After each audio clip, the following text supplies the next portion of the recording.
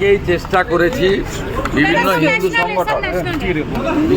হিন্দু সংগঠন, সাধু সন্ত সমাজ, ভারতীয় জনতা পার্টির প্রতিনিধিরা, হিন্দু এমএলএ এমপিরা, আমরা সবাই চেষ্টা করেছি যে আমাদের আপত্তি, প্রতিবাদ, দাবি বাংলাদেশের ইন্টারিম গভর্নমেন্টের কাছে থ্রু ডেপুটি হাই কমিশন পৌঁছে দিতে।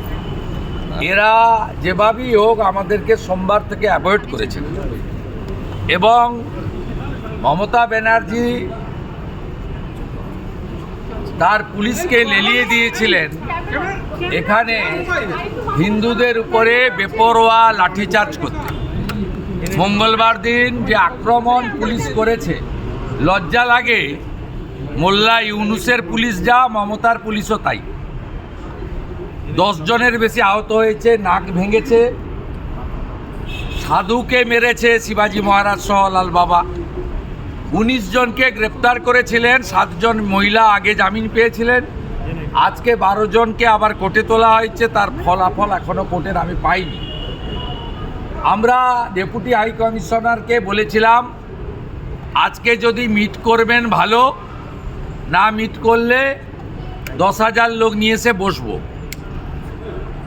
যাই হোক, তারা বলছেন আমাদের সরকার ক্লিয়ারেন্স দিয়েছে আপনার সঙ্গে কথা বলার জন্য, বা ভয় পেয়েছে। যাই হোক, হবে। ইতিমধ্যে বর্ডার এলাকায় ব্যাপক বিক্ষোভ হয়েছে। আমরা আজকে এখানে জানতে এসেছিলাম দীপুচন্দ্র দাসের অপরাধ কি। দেখাতে পারেনি, বলতে পারেনি। দীপুচন্দ্র দাস ফেসবুক তো দূরের কথা, হোয়াটসঅ্যাপ তো দূরের কথা, 250 টাকার ছোট মোবাইল ব্যবহার করত।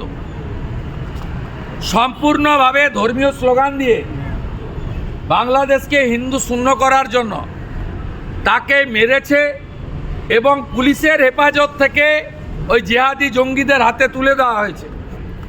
আদমরা করে উড়িয়ে দিয়েছে। ওনারা বললেন 10 জনকে অ্যারেস্ট করেছে। আমাদের মহারাজরা বলেছেন তাহলে বেল পেয়ে যাবেন। প্রভুর মহারাজ ছিলেন, বলেছেন বেল পেয়ে যাবেন। ওনারা বললেন বিচার না হওয়া পর্যন্ত বেল পাবেন না, আপনাদের আমরা আশ্বস্ত করছি। দ্বিতীয়, আমরা বলেছি মৃত্যুর কোনো ক্ষতিপূরণ হয় না।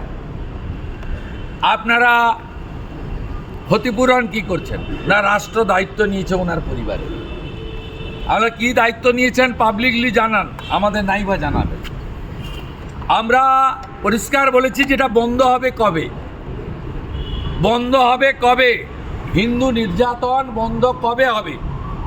প্রভুরা বলেছেন চিন্ময় প্রভুকে কোন অপরাধে 2 বছর জেলে রেখেছেন, 1.5 বছর। উত্তর ওনাদের লিমিটেশন আছে, ডেপুটি হাই কমিশনার কতটা উত্তর দেবে না।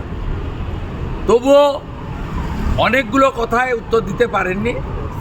সাধু সমাজ যারা আমার সঙ্গে ছিলেন আজকে, তারাও অত্যন্ত ব্যথিত কণ্ঠে বলেছেন যে এটা বন্ধ না হলে আমরা রিয়াক্ট করব।